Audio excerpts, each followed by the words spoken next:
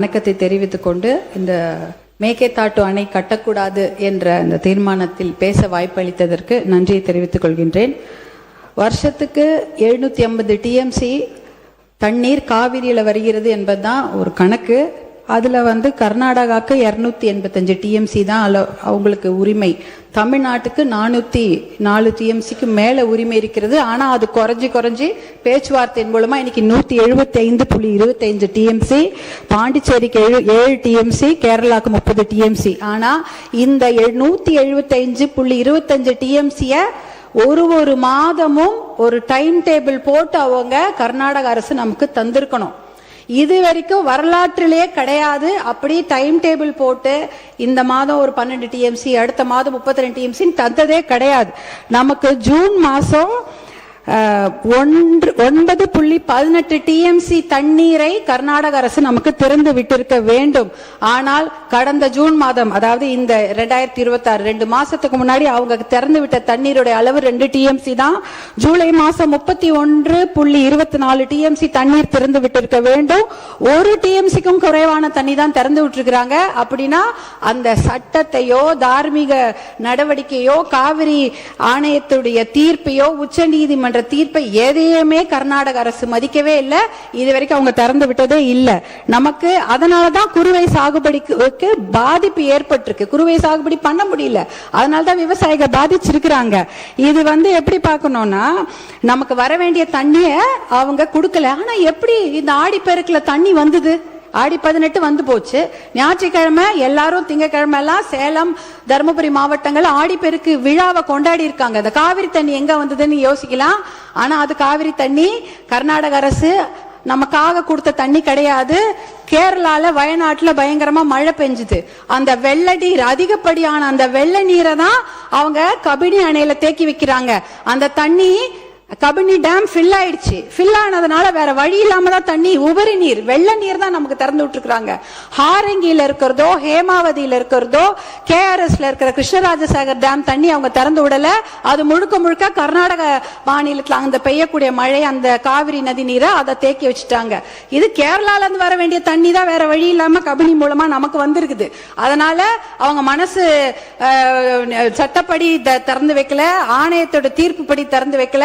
அவங்க தண்ணி அதிகமான வெள்ள நீர் அவங்க ஊர்ல வந்துடக்கூடாதுன்னு தான் திறந்து வச்சிருக்கிறாங்க.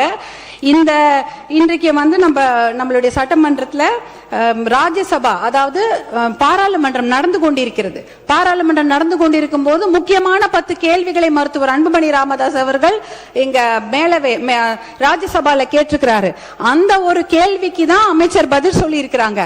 முதல் மடை மாநிலம் கடைமடை மாநிலத்துக்கிடம் அனுமதி கேட்கணுமா, கேட்க கூடாதா, இல்ல கேட்டுட்டு இவங்க இந்த மேகேதாட்டு டேம் கட்டுறாங்களான்னு ஒரு கேள்வி எழுப்பி இருக்கிறாங்க. அப்பொழுதுதான் நாங்க அமைச்சர் பதில் சொல்லி இருக்கிறாரு. முதல் மடை மாநிலங்கள், அதாவது இந்த கடைமடை மாநிலங்களான தமிழ்நாடு போல மாநிலங்கள் கிட்ட முதல் மடை மாநிலங்கள் அனுமதி கோர தேவையில்லை என்ற ஒரு தகவலை டெல்லியில அந்த அமைச்சர் சொல்லி இருக்கிறாங்க. இந்த கேள்வியை கேட்டதே மருத்துவர் அன்புமணி அவர்கள் தான் ராஜ்யசபால. அடுத்த கேள்விக்கு அடுத்த நாள் இன்னொரு அமைச்சர் பதில் சொல்றாங்க. அந்த கேள்வி என்னன்னா, detail project report for Mekedatu dam, அதற்கு இந்த உச்ச நீதிமன்றமோ இல்ல பாராளுமன்றம் அனுமதி கொடுத்திருக்குதா, நீர்வளத்துறை அமைச்சர்கள் அனுமதி கொடுத்திருக்கிறார்களா அப்படி என்ற கேள்வியை மருத்துவர் அன்புமணி ராமதாஸ் அவர்கள் எழுப்புகிறார்கள். அந்த கேள்விக்கு தான் நீர்வளத்துறை அமைச்சர், மத்திய அரசு நீர்வளத்துறை இணையமைச்சர் பதில் சொல்லியிருக்கிறாரு. அப்படிப்பட்ட விரிவான தகவல் அறிக்கை டிபிஆருக்கு எந்த அனுமதியும் பாராளுமன்றம் தரவில்லை, அமைச்சகம் தரவில்லை என்ற பதிலை சொல்லியிருக்கிறாங்க. இந்த கேள்விகளை கேட்டு பதிலை பெற்றதே மருத்துவர் அன்புமணி அவர்கள் தான். அப்படி இருக்கும்பொழுது அவருடைய சஜஷன் என்ன? அனைத்து கட்சி கூட்டத்தை கூட்டுங்க, ஒரு ஒற்றுமையான ஒரு நிலையை எடுத்துட்டு போய் நம்ம டெல்லியில போய் பார்க்கணும் என்ற அந்த சஜஷன் தான். இன்னும் ஒரு முக்கியமான விஷயம், சட்ட முன்னெடுப்புகளை நாம கண்டிப்பாக செய்ய வேண்டும் மாண்புமிகு பேரவைத் தலைவர் அவர்களே. ஏனென்றால் மேகேதாட்டு டேம் எங்க கட்ட போறாங்க தெரியுங்களா? நம்ம தமிழ்நாடுல இருந்து 4 கிலோமீட்டர் தூரம். இந்த மத்த மிச்ச டேம்லாம் எங்கேயோ தள்ளி தள்ளி 200 கிலோமீட்டர் 300 கிலோமீட்டர் தூரத்துல இருக்குது. கர்நாடக அரசு proposed site for construction of Meketatu Dam is just 4 kilometers away from our state Tamil Nadu. 4 kilometer Krishnagiri Dharmapuri பார்டர்லயே 4 கிலோமீட்டர் கட்டுறாங்க. எதுக்கு கட்ட போறாங்க? ஒரு சொட்டு தண்ணி கூட தமிழ்நாட்டுக்கு வரக்கூடாது.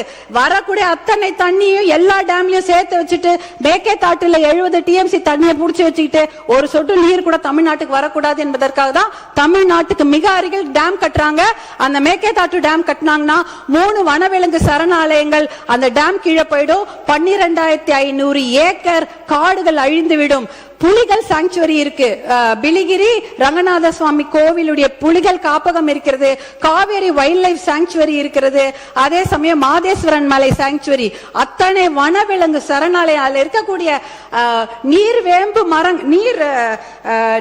நீர் மருந்து மரங்கள் 700 வருஷம் பழமையான மரங்கள்லாம் தண்ணியில போயிடும். நீர்நாய், சாம்பல் நீர் ஆட்டர்ஸ், அப்புறம் மகாசீர்னு மயில் கண்டடி மீனுங்க, 4 கொம்பு மானு எல்லாமே அழிஞ்சிரும். இதெல்லாம் அழிச்சிட்டு தான் மேகேதாட்டு டேம் கட்ட போறாங்க. சுற்றுச்சூழல் பாதிப்பு மிகப்பெரிய அளவில் இருக்கும். இதற்காக சுற்றுச்சூழல் கேஸ் நம்ம நிறைய போட்டு இந்த டேமை கட்ட விடாம நம்ம தடுத்தணும்.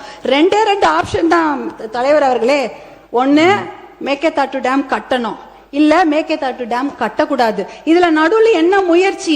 we don't need the dam, அவ்வளவுதான். no dam, no need of the dam. இதுக்கு நடுவுல முயற்சி என்ன இருக்கு? அந்த முயற்சியே தேவையில்லைங்கிற. மேகேதாட்டு டேம் கட்டக்கூடாது, அவ்வளவுதான். இதுல நடுவுல இந்த நான் முயற்சி பண்றதுல தேவையில்லாத ஒரு விஷயம். அனைத்து கட்சியை கூட்டத்தை கூட்டி கண்டிப்பாக ஒரு ஒத்த முடிவோட நம்ம டெல்லிக்கு போக வேண்டும் என்பதுதான் பாட்டாளி மக்கள் கட்சியின் கோரிக்கை. மிக்க நன்றி. மாண்புமிகு நீர்வளத்துறை அமைச்சர்.